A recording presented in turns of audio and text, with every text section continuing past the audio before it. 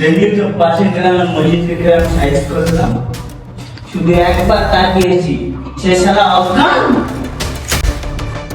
আরে বস, টাইগার ভাই মানে তো আতঙ্ক। আপনার চোখ তো লেজার লাইটের মতো।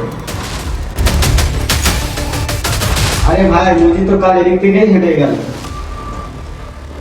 তুমি তো তখন লুঙ্গি দিলে দৌড় দিলে, সে কখন অজ্ঞান হলো? চুপ কর দাদা, তাকে তো আমি সুযোগ দিয়েছিলাম।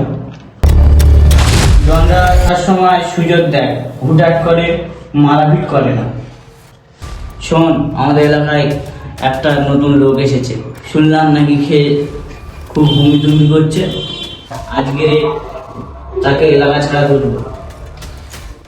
ঠিক বলেছেন ভাই, ওর হাড় গুঁড়ো করে দেবো। আমাদের কাছে তো মারার যন্ত্র আছে। ভাই, ওই প্লাস্টিকের খেলনা বন্দুকটা তো কালকে একটা বাচ্চা নিয়ে গিয়েছে। এখন শুধু আছে ভাঙা ঝাড়ু।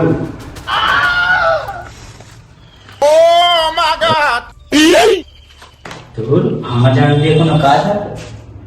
ওটাকে আমরা দেশি কোদা বলে চালাবো। চল।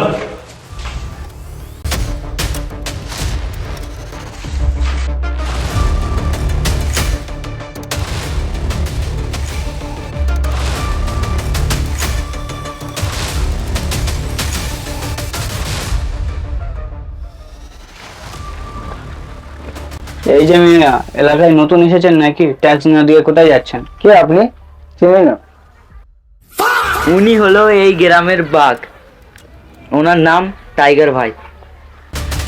ওনার থপ্পড় খেলি সরাসরি মানুষ মহাকাশে চলে যায়।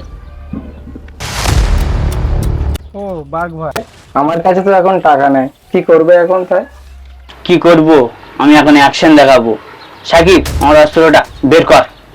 জোশ না।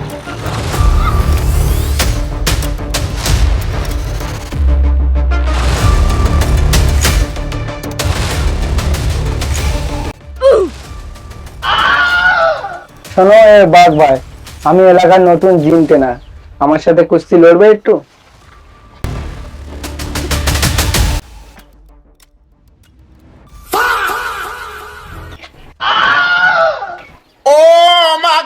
না না ভাই, আসলে আমি একটু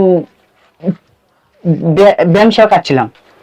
এই যে দেখেন কিভাবে পড়ে গিয়ে চট করে উঠতে হয়, একে বলে বেকারত্ব ডোজ। ভাই, তুমি একে বলেছিলে না মহাকাশে পাঠাবে? পাঠাবো তো, আগে রকেট আসুক। ভাই, আপনি চলে যান।